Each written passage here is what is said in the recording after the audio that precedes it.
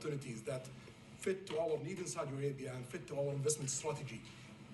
Mr. President, is it appropriate, Mr. President, for your family to be doing business in Saudi Arabia while you're president? Is that a conflict of interest?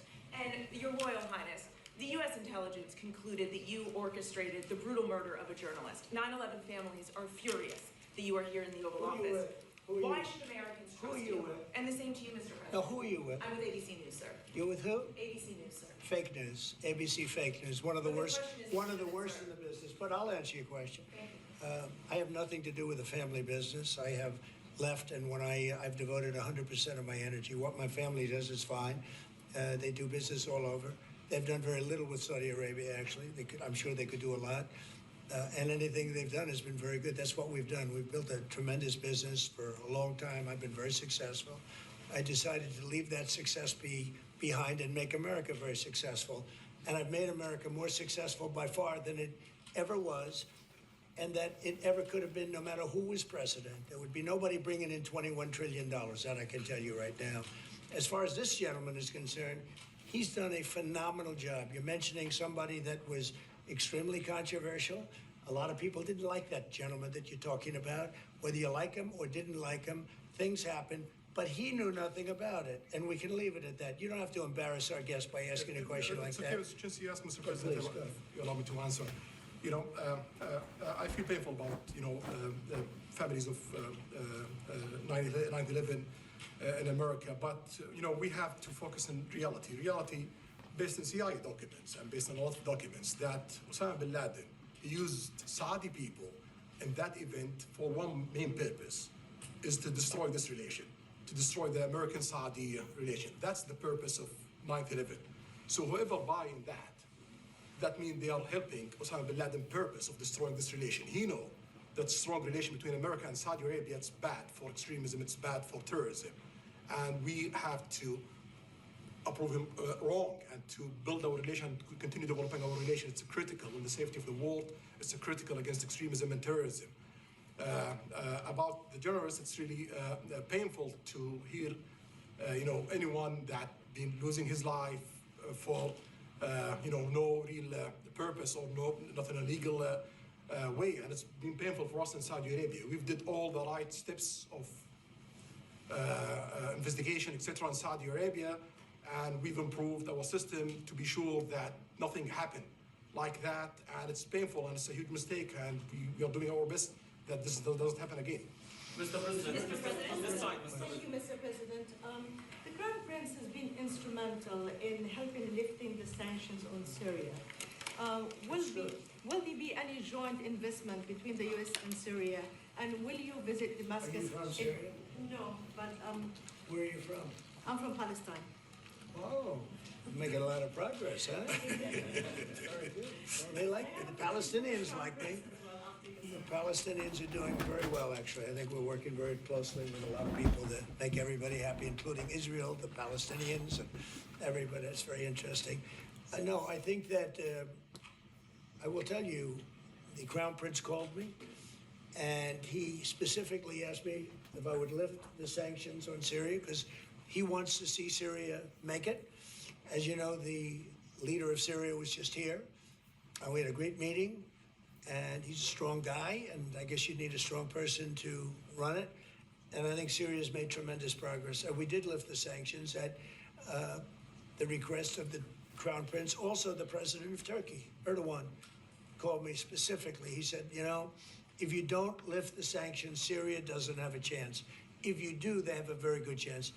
And between the two of them and some others, I lifted the sanctions. And the results so far have been pretty good. Mr. President, can I ask you a question about the F-35s that are being sold to Saudi Arabia? Are these the same ones that are being used by the Israeli military? And if so, how does that allow for the qualitative military edge for Israel? And then I want to ask you, because you brought up the plight of the Palestinians, are you aware of relocation flights to South Africa that are taking place right now? Which flights? There are relocation flights that are taking place. Some Palestinians are being charged up to $2,000 I'm not going to South Africa for the G20 because I think their policies on the extermination of people are unacceptable. So I'm not going, so I won't refer to anything having to do with South Africa. South Africa has behaved extremely badly. But I will say that when you look at the F-35 and you're asking me, is it the same? I think it's going to be pretty similar, yeah. You know, How will that this affect- is a great ally, and Israel's a great ally. And I know they'd like you to get planes of reduced caliber. I don't think that makes you too happy. They've been a great ally. Israel's been a great ally. And we're looking at that exactly right now. But as far as I'm concerned, I think they are both at a level where they should get top of the line. Yes, please. Can I just ask for the Crown Prince, if I could just ask about the direct talks between That's US all right. Steve, 1 second. Go ahead. Have you reached an agreement on a U.S.-Saudi defense treaty today? And are you going to bring up the Abraham Accords in your I discussion? already brought them up. What did you say? I think I got a positive response. Would you like to respond? Yeah, so put you on the spot. yeah, so definitely we believe having a good relation with all Middle Eastern countries is a good thing, and we want to be part of the Ibrahim Accord, but we want also to be sure that we secure a clear path of two-state solution. And today we have a healthy discussion with Mr. President that we're going to work on that to be sure that we can prepare the right situation as soon as possible to have that. I think we're, you know, I don't want to use the word commitment, but we've had a very good talk on the Abraham Accords. We talked about one state, two state. You know, we talked about a lot of things in a short period of time. We'll be discussing it further too. But I think you have a very good feeling toward the Abraham Accords. Yes, definitely, Mr. President. We want peace for the Israelis. We want peace for the Palestinians. We want them to coexist peacefully in the region, and we will do our best to reach that day. And the defense agreement, have you reached agreement on that? We pretty much have. So question for the Crown Prince, if I could just finish. We have reached agreement on that. Okay. I wanted to ask you about the direct talks between the United States and Iran. Have you been fully briefed on that, and are you concerned at all about how this might impact Saudi security interests? Well, we are close ally. We'll be working closely together on that issue, and we will do our best to help to reach a deal between the United States of America and Iran. And we believe it's good for Iran's future to have a good deal that will satisfy the region and the world and the United States of America. So we will do our best to see that day happen. And by the way, Iran does want to make a deal. I can say I think they very badly want to make a deal. I am totally open to it, and we're talking to them, and we start a process. But it would be a nice thing to have a deal with Iran, and we could have done it before the war, but that didn't work out. And something will happen there, I think. But they would very much like, I mean, they may say something else, but they would very much like to have a deal. Do we have a timeline? Yeah, You are going to sell 35 F-35 jets. You are planning. You said you are planning to sell the F-35 jets to Saudi Arabia. Yeah. Is it part of the security agreement?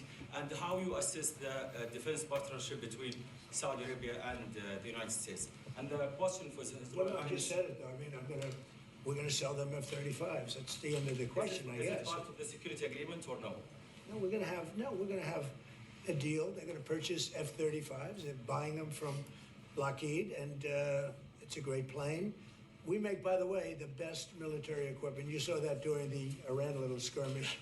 We make the best planes, the best missiles. We make the best offensive missiles. We make the best military equipment in the world. Nice.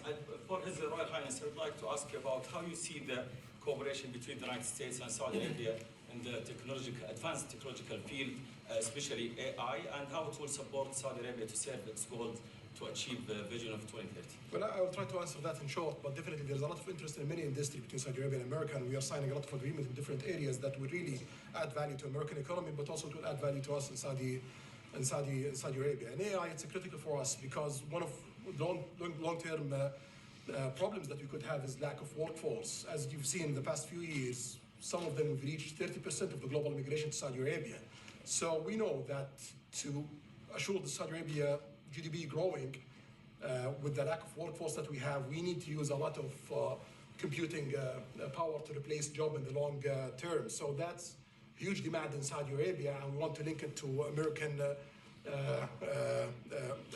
private sectors and getting the supply from America. So there's a lot of opportunities in that area. And we're also involved in AI in Saudi Arabia. So we're working, and we're leading by a lot on AI. Actually a lot. China would be in second place, but we're leading by a lot. And I have to say this, and our relationship with China has been very good. And as far as buying our farm products, they're pretty much on schedule, Scott. I'd like you to call them, say if they could speed it up, it would be good. Okay, but they're pretty much on schedule. Sorry, please. If I may, I have a question for both the Crown Prince and Who are you? Faisal Abbas from Arab News, Saudi Arabia, Your Excellency. It should be a friendly question.